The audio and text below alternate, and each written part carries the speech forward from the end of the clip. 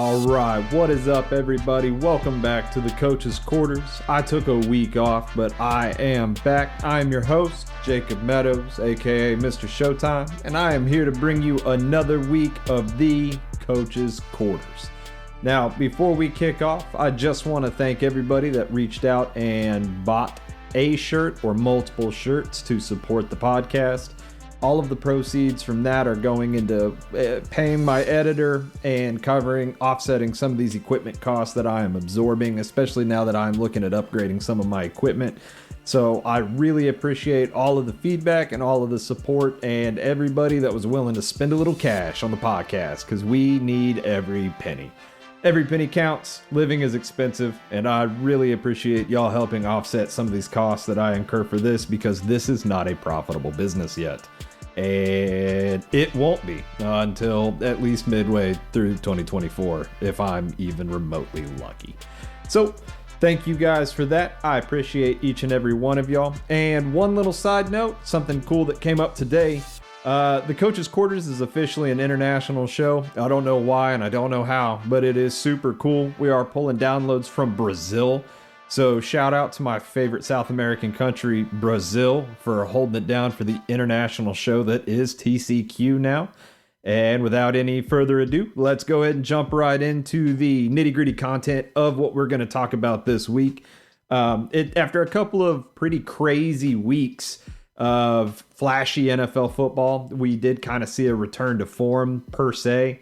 A lot of sloppy ball, a lot of landslide victories for teams. It looks like the good teams are starting to sort themselves out from the bad teams and going through week 5. And I mean, that is to be expected. That is how this goes, right? So there's a lot that's going on right now. A lot of key injuries around the league that we're going to talk about today.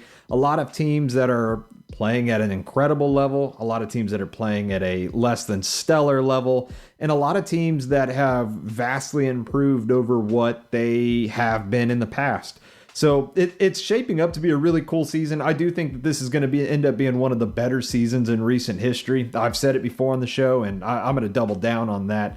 I like a lot of what we're getting out of this year, and hopefully you guys, one, agree, and two, have followed along well enough to know that these are not only consistent views, but I feel like these are pretty universal views amongst a lot of the analysts and the people that, really matter to the sport of football. So jumping right in, I normally start every show with the Houston Texans. My notes on the Houston Texans are a little more doom and gloom this week than they have been previously. We did eat a loss to Atlanta, so I'm going to cover them a little later in the show. And I'm actually going to jump this show off with the Miami Dolphins. I'm going to do a slight breakdown on this game, sort of.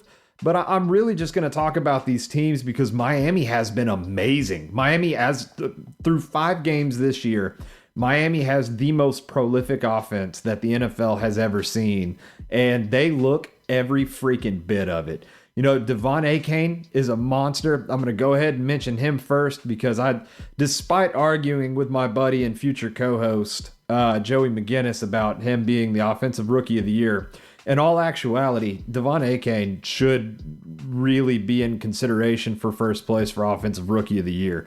He is having a tremendous season, right? And I'm going to touch on his stats here in just a second. But the Miami Dolphins, if they had a little better pass protection, I think that they could have possibly beaten the Bills. Their defense is a massive problem. Their defense is not living up to expectations in terms of what the offense is putting out. But if they can bring in 1 or 2 pieces at the deadline, or even, just kind of get them to gel a little better, Miami's going to be at the top of the league, no problem. And they'll be able to hang toe-to-toe with anybody. The 49ers pose a rather difficult threat. But in terms of the AFC, Miami and the Bills are sitting atop, just at the top. Like the difference between Miami and Buffalo and that next best team, which would have to be Kansas City, is more than a marginal difference, right?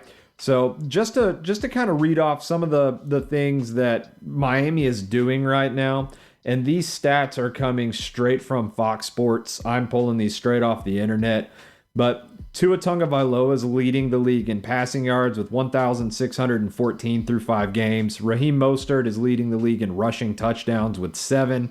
Tyreek Hill is leading in receiving yards with 651. Devon Achane has the second most rush yards at 460 yards and one less game played than any of the other statistical leaders. The team leads the NFL in both pass yards and rush yards as a team, which is nuts. They have 327.8 pass yards and 185.8 rush yards per game. And their total yards is sitting at 513.6. These numbers are bonkers. These are Madden numbers that Miami's managing to put up against other professional football teams right now. And I'm here for it. Like, this is awesome. I hate the Dolphins. Not a big Dolphins fan at all. Never have been. Probably never will be. I like a lot of the individual pieces that Miami has right now, so that helps me kind of cheer them on. But this is, it's prolific in every form of that word. This is a prolific offense, and barring some catastrophic setback, Miami is going to A, break a lot of records, and B, bust a lot of seasons for teams that have been perennially good in previous years. So that's pretty dope. It is just one of the cooler factoids of the NFL right now. And then on the flip side of this, they played the New York Giants. The New York Giants have not been great this season. They have not been what they were at the end of last season. I'm going to kind of glaze over the Giants just a little bit for time purposes, but the key note of the New York Giants is that Daniel Jones needs pass protection. Daniel Jones needs pass protection real bad. He's leading the NFL in sacks right now, and he's catching a lot of flack from the fan base as well as from Coach Brian Daboll, which I don't agree with whatsoever. Because everybody expects him. He signed that big contract. The dude got paid. He took a lot of money to take care of his family, and now statistically is underperforming. But it's not necessarily him underperforming as it is he's running for his life on every single play, and he has no sort of help. He needs receivers. Saquon Barkley's been in and out of the lineup. He's been incredibly unreliable up to this point. And it's just, Daniel Jones can't do it all himself, right? He doesn't have all-star wide receivers. He does have Darren Waller, and it's been really weird to not see them try and work Darren Waller into the game plan a little better. But Daniel Jones doesn't have any time to process a play, right? He hikes the ball, and he's got 3 people in his face on every single down. So it becomes one of those things where, you can place the blame at Daniel Jones's feet. He wanted the contract. He kept them from being able to sign other players. However, it is not Daniel Jones's fault that they are not the prolific team that they kind of thought that they were going to be, right? The Giants' defense is improving. They got 3 takeaways against Miami, and they're not laying over anymore. It does seem like the Giants are able to kind of fight back. It's just, it doesn't necessarily matter how good your defense is playing if your offense, A, can't sustain drives, and B, score points. Right, it's all flash in a pan for them, and 7 of their points came from a pick 6 this past week. So it's one of these things where the Giants need a lot of help, man. They've got a lot of holes on this team, and it just feels like they're further away from where they wanted to be than they were last year, and that is incredibly unfortunate for Brian Daboll and company. And it's incredibly unfortunate for Daniel Jones, who really seems to be taking the brunt of the blame, despite it not being his fault. Interesting note, Daniel Jones did end up getting hurt a little bit in the end of last game. Tyrod Taylor had to come in place of him. So it'll be interesting to monitor that and kind of see where it goes, because it doesn't feel like any quarterback is going to be able to move the ball with that Giants offensive line right now. And despite the fact that the Giants, they did have the 3 takeaways, and they did have excessively more time of possession than Miami. They still seem to get blown out.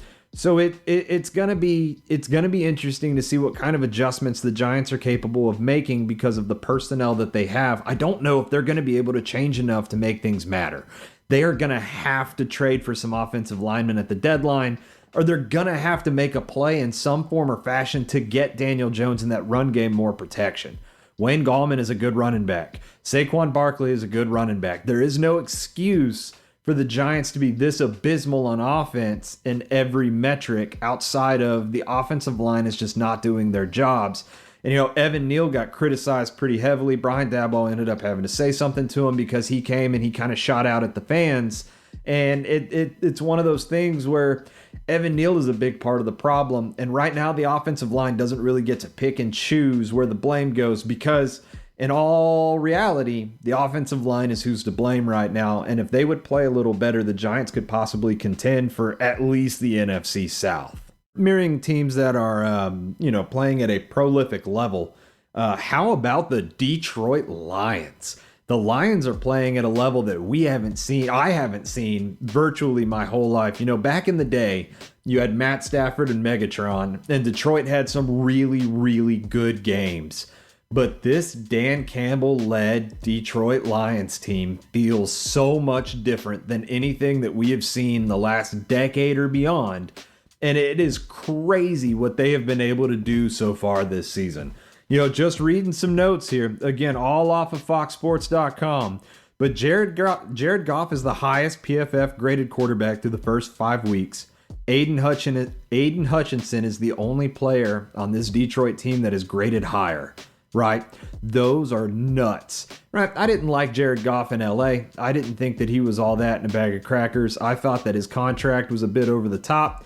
And now, even my tune has changed to the point where Jared Goff is about to be up for an extension, and he might be worth every penny that Detroit offers him. He looks amazing in Detroit. It seems like he's really enjoying playing there. He enjoys playing for his staff. He enjoys the players and the weapons that he has there in Detroit. And it seems like he may have found his permanent home until he decides to step away from football or until he takes on that more of a Ryan Fitzpatrick role where he becomes that veteran presence in the locker room and is a backup for the last couple of years of his career. Right? Not everything is glowing for Detroit.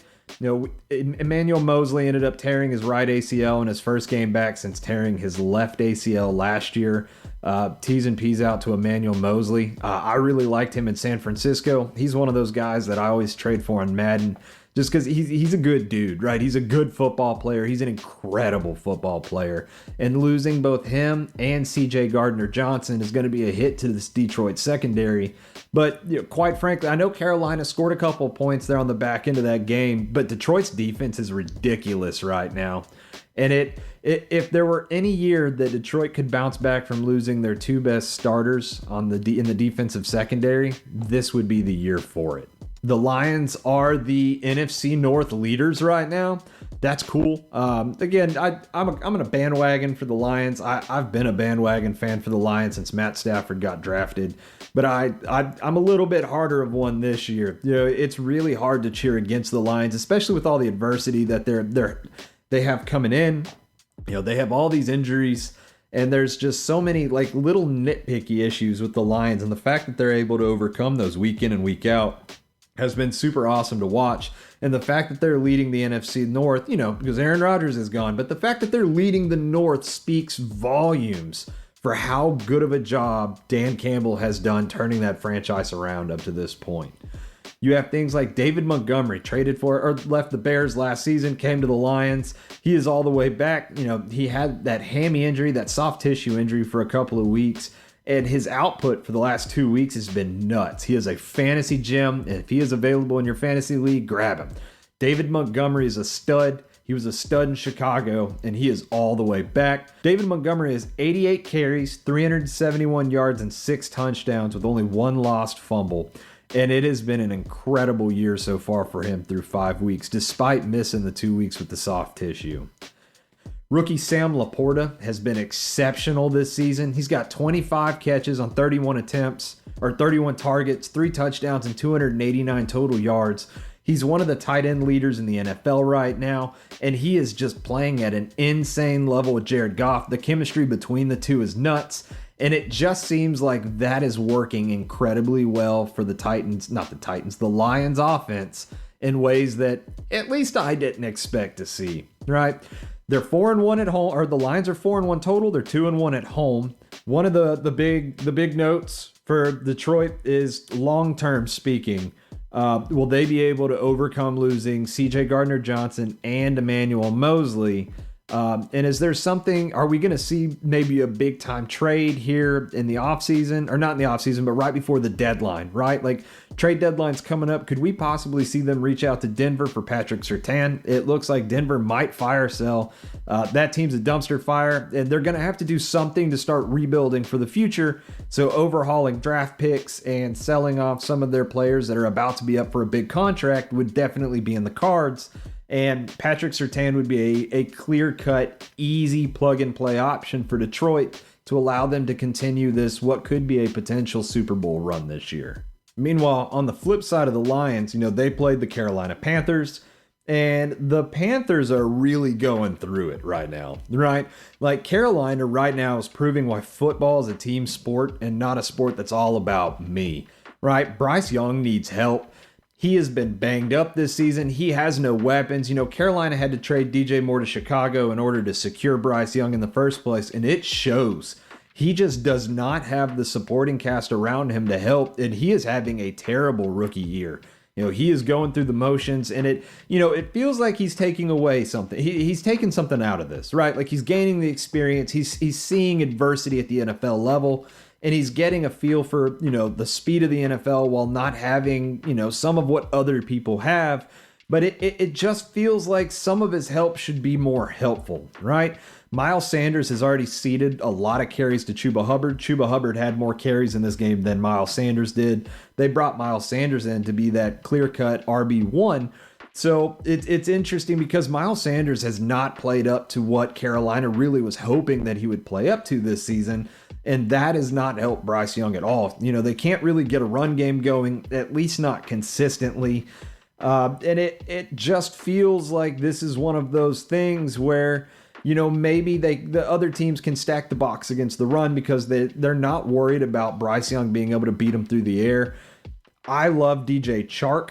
I don't think that DJ Chark is going to be that difference maker, and he's not capable of carrying this Carolina offense the way that he once did in Jacksonville.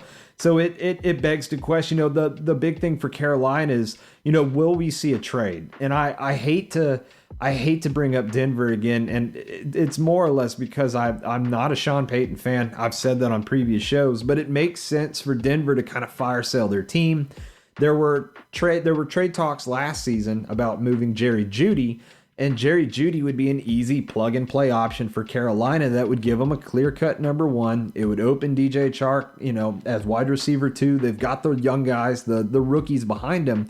So it feels like, of all the receivers in the NFL, Jerry Jeudy may be the most expendable of the lot, especially since they have Cortland Sutton under contract already. So, maybe Carolina is able to swing a trade for Jerry Jeudy, and that'll kind of give Bryce Young some help.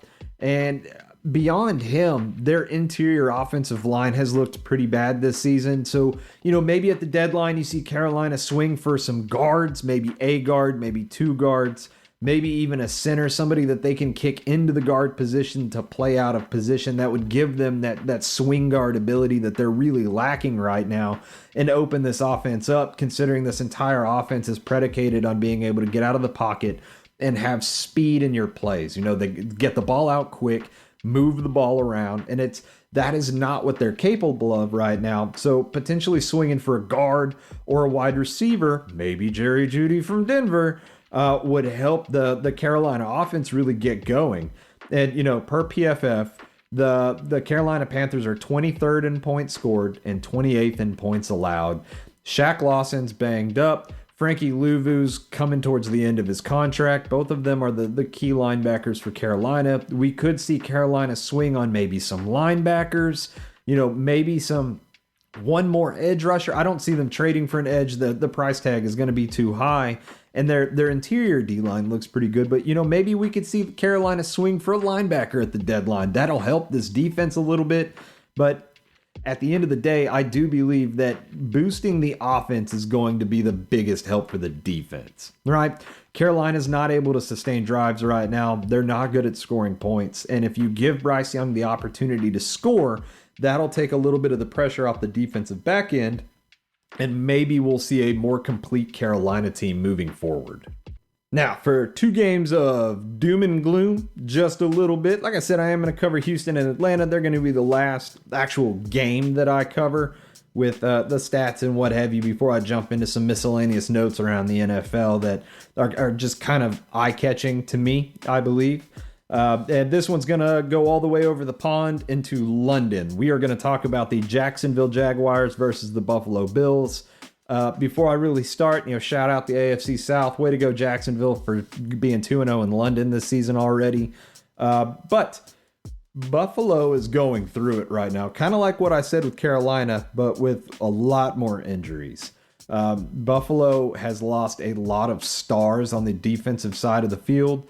And it's looking like, or at least it looked like in London, and there's an asterisk next to that because London is a different animal and the travel associated with London is much different. It is much more difficult, and it is much more difficult for teams to get acclimated to London unless you are actually the Jacksonville Jaguars, who are the kings of London. Somehow, in some way, Jacksonville is very, very, very good in London with...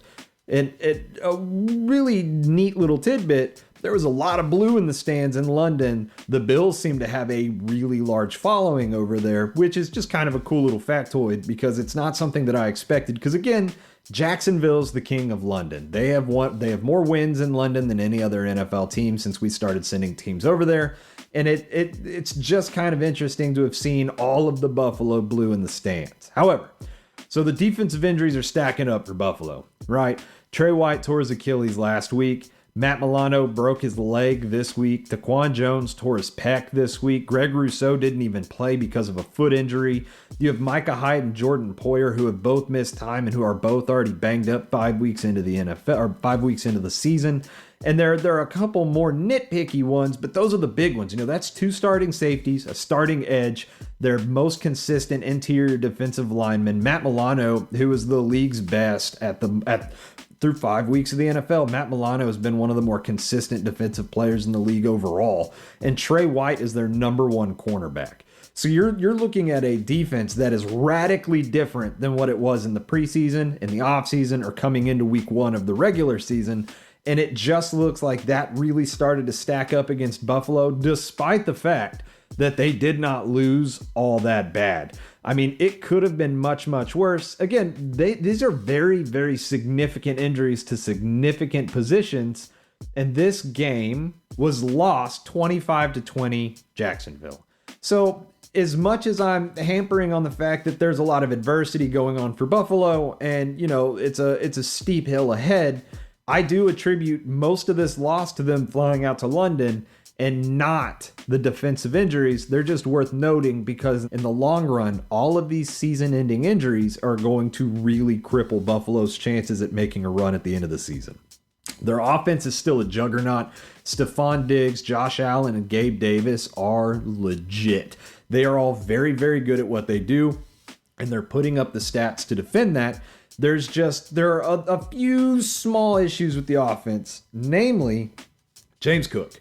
James Cook might be a liability. James Cook is not his brother Dalvin. And if you were like me and drafted him in fantasy thinking that maybe Buffalo was going to be better at running the ball than they have been in the last decade because they're a passing team, we were all wrong together. And James Cook has not really panned out. He's been incredibly helpful in the passing game. He was terrible in the passing game against the Jaguars. However, he's been useful, but when they need him the most, he disappears, and he does seem to have a knack for not getting the yards that they need him to get when it's the most pivotal, right? So James Cook worries me. He had 5 carries for -4 yards and 3 catches for 25 against Jacksonville, and those aren't the numbers that you need to beat the team that is the best at where you're playing, right? That would be like Trevor Lawrence not playing good in Duval, or Josh Allen playing terrible in Buffalo. Like, it's just one of those things where you've got to be able to play better when the lights are shining the brightest, and that isn't what James Cook has done so far. Worth noting, his carries per game are starting to diminish. Damian Harris has started getting more carries. Again, in this game, there weren't very many carries distributed anyways, but it'll be interesting moving forward to see if Damian Harris takes that RB1 role from James Cook and relegates James Cook to that RB2, the more gadget player that he was behind Devin Singletary. And maybe that'll help this Bills offense. Damian Harris is a much more north and south runner.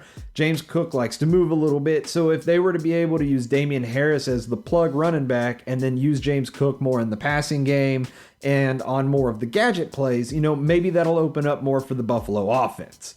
On the flip side of that, I can't hammer away enough at how good Jacksonville is in London, but it does look at, this is worth noting, this is their second game in London, so they're a lot more comfortable there than any other team would have been, but it looks like Trevor Lawrence is finally starting to settle in. That is good considering Trevor Lawrence has not played well these last couple of weeks.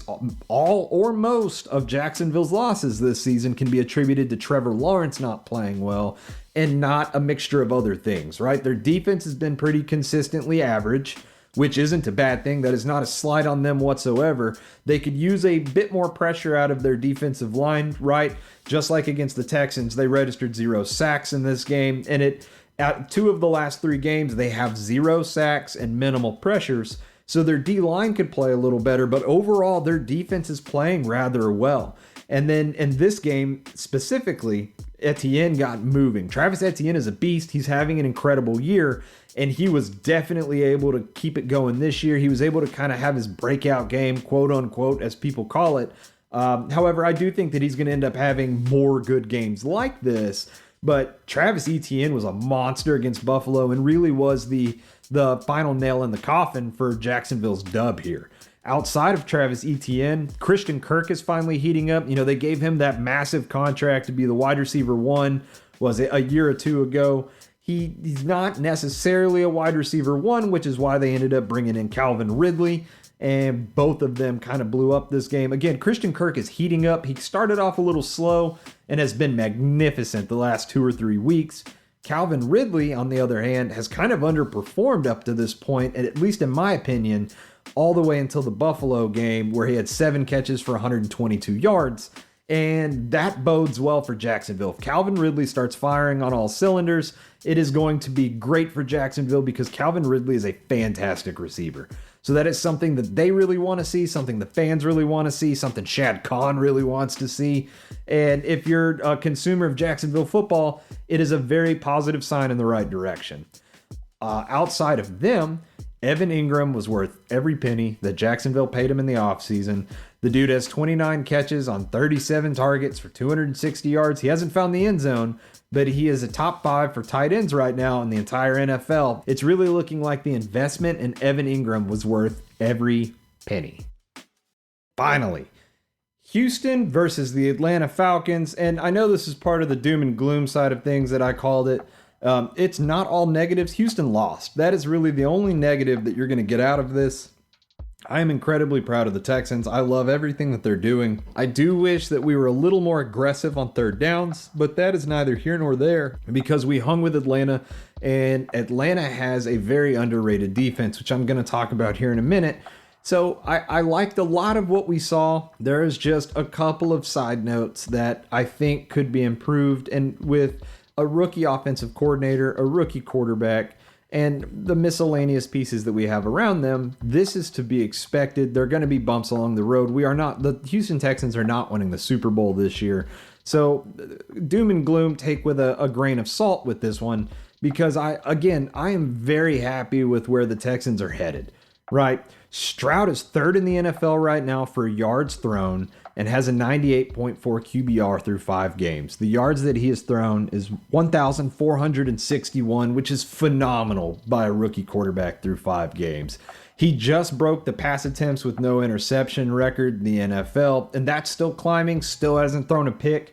Do I think that potentially that pushed them in the direction that they went, where they looked a little too conservative at times in the game? Yes. I do believe that record is in the back of Stroud's mind, and I think that is keeping him from really moving the ball on certain plays and certain drives, whereas if that were nowhere to be found, right, if he had already thrown a pick or two, I think he would be, careless is the wrong word with it, but maybe more fearless, right? A little more fearless with the ball, especially on third downs. You'd see less checkdowns and throwaways, and you'd see more of him trying to stretch the field and let his players make plays. But That is just a side note because they did look good.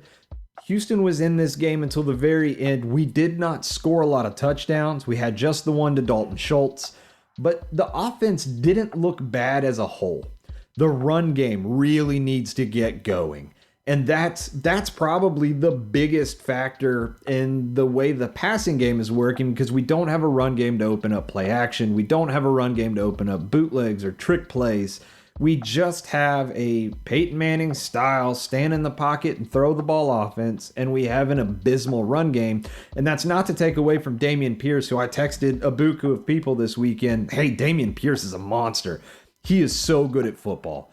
It just feels like, our offensive line is getting healthier, and now that we're getting some people back, it's going to take a little while for them to start to gel and really play well together in a way that allows for the run game to take off and the passing game to get a little bit more creative.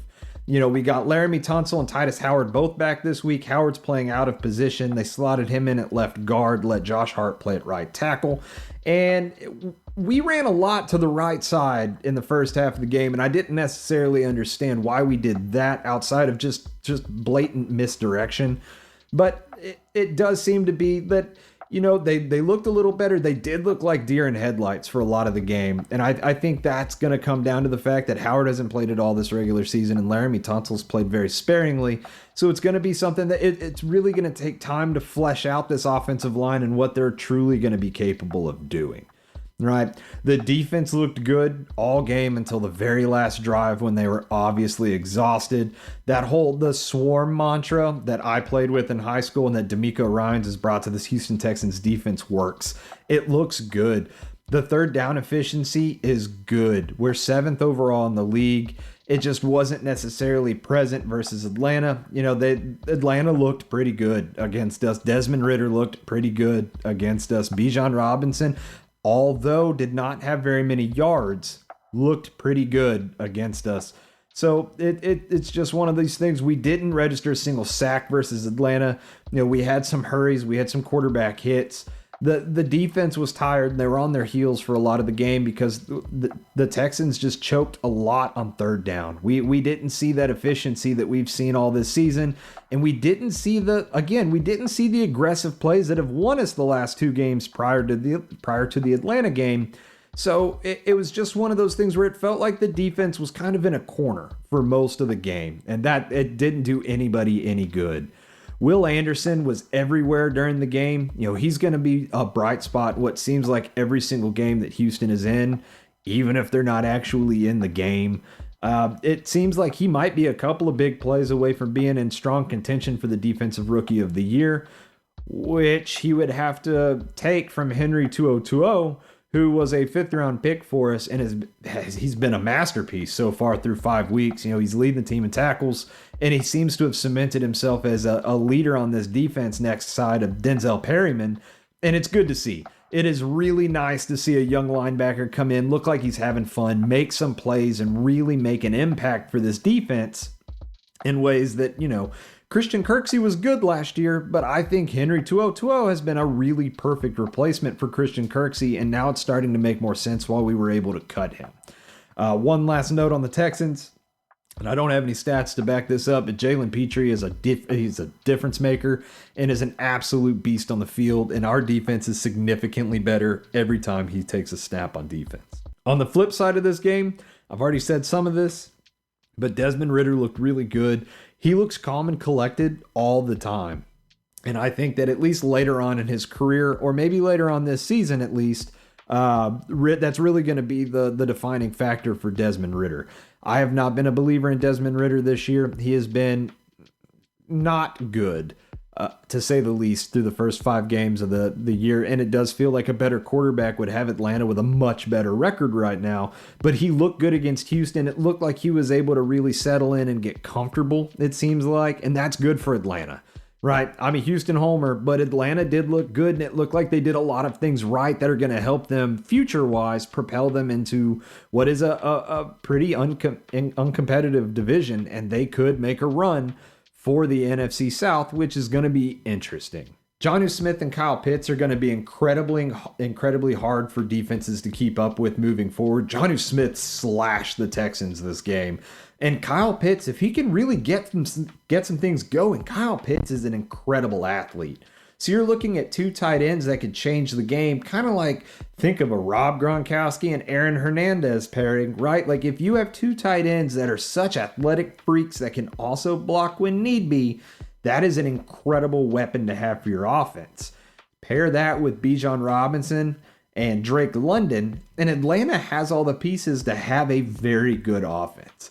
Their defense is incredibly underrated. They're 9th in the league in points allowed through 5 weeks. Jesse Bates leads the league in interceptions and is the PFF top graded safety in the league right now. So they are not a bad team, and Houston played them all the way until the final seconds when Young Ho Koo kicked a game-sealing kick. They knocked that three-pointer in at the very end to seal it. So this was an incredibly good game, and it definitely gave a lot of high points and low points for the Texans. And that's pretty much what I have on this game. You know, we've looked the same in all 5 weeks so far in certain ways, right? This is definitely what I was able to take away from this one. And now to kind of wrap the show up, I've got some miscellaneous notes from around the NFL, just some things that I was able to observe, things that I've picked up on, and I'm going to move through this a little quick for time purposes. But these are just things that I've really started to take notice of. You know, the Chiefs are not as good as they've been in years past, and Travis Kelce got banged up at the end of that game. So the Chiefs offense could take a huge step back if he's forced to miss any sort of time, or if he's, damaged goods in any sort of way. The Chiefs could take another step back, which would be huge for the Miami Dolphins and the Buffalo Bills. Justin Jets is hurt. It is a hamstring injury. Minnesota is releasing that they are not going to play him again until he's 100% healthy. That looks good for Jordan Addison on your fantasy teams, but looks bad for a reeling Minnesota team that really needs all their playmakers making plays week in and week out.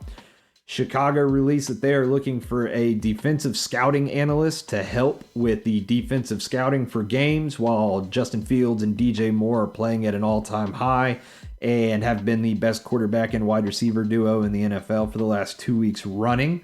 The New York Jets lost their best and most versatile offensive lineman in Elijah Vera Tucker for the season. He tore his Achilles. The Jets might be done. This could spell doom for them because their offensive line was already a big problem, and losing their best guy is most certainly not going to help with that. The Jets did also still beat the Broncos. Shout out Sean Payton. Nathaniel Hackett got the revenge game dub, and I could not have been any more happy about that than anybody else. I'm not a Jets fan either. However, I do hate Sean Payton. Not hate, it's a strong word. I strongly dislike Sean Payton, and I was very happy to see the Jets pull that dub out. And speaking of the Jets, Breece Hall, he is 6th in the NFL with 387 total run yards so far through 5 games, despite being on a pitch count earlier on, is legit. The Jets have a future running back in Breece Hall, and if they can get through the adversity of this season and they can kind of get out from under this doom rug that they are under, I think Breece Hall is going to be a breath of fresh air for the New York Jets for years to come. Joe Burrow for the Cincinnati Bengals is back, but it could be for only 1 week. Him and Jamar Chase looked unstoppable against a tanking Arizona Cardinals team. And I do think that there is a possibility that this is going to be more of a facade and they might return back to earth next week. Joe Burrow is still hurt. He is a couple weeks away from being 100% healthy. Arizona is tanking. So take the success of the Cincinnati Bengals with a grain of salt. They may not be as good as what they looked against a team that is not trying to win games. Moving on to the Los Angeles Rams, Cooper Kupp went over the century mark for his first game back from being on injured reserve. He looked fantastic, all while not taking away from Puka Nakua's insane rookie year where he might break some rookie records himself. Brock Purdy and CMC should both be in the MVP contention at this point. They are unstoppable. They buried the Cowboys. And despite all the calls for Brock Purdy just being a system quarterback, just like people said about Tom Brady, man, Brock Purdy looks pretty freaking good for a system quarterback. And both him and CMC are playing lights out. CMC leads the league in rush yards. And the San Francisco 49ers, up until this point, look absolutely unstoppable. Cannot wait for the Eagles game because that might be the only team in the NFC that can hold a light to the 49ers at this point. The Cowboys are reeling. The Dallas Cowboys are not good. They have been exposed by, first, the Arizona Cardinals, who are tanking, and then by the San Francisco 49ers, who I saw a whole lot of trash talk from Dallas fans and from the Dallas Cowboys, and not so much from the 49ers, and the 49ers absolutely buried the Cowboys. Side note, George Kittle wore a shirt that said "fuck Dallas" on it. He showed it towards the end of the game. I love that. I love George Kittle, and I loved this dub for the San Francisco 49ers. The Baltimore Ravens are a bad team. They grabbed defeat from the jaws of victory playing the Pittsburgh Steelers. The Steelers are not good this year. The Steelers do not have a great offense this year. They do have a great defense. They do not have a great offense. And the Ravens choked harder than any other team in Week 5, losing to the Pittsburgh Steelers. And I do think that losing all the wide receivers that, they made such a big deal about grabbing in the offseason, I think losing most of them outside of Zay Jones has really, been the Achilles heel for the Baltimore Ravens, and they may be out of playoff contention sooner than not. And final miscellaneous note for this show, New England might be dead. We may never see Bill Belichick again. I do not think that New England's problems stem from their coaching. However, we could see the end of a legacy because this season is tarnishing Bill Belichick's legacy, and it wouldn't be outside of the realm of possibility for him to walk away from the Patriots in general after this because they have a long and bumpy road ahead of them. Mac Jones is not the answer at quarterback for New England, and through 5 weeks of the NFL this year, I can confidently say that New England is dead. Thank you all for tuning into this week's episode. I apologize for the slight hiatus, and I hope to see you all very, very soon. Thank you. Good night.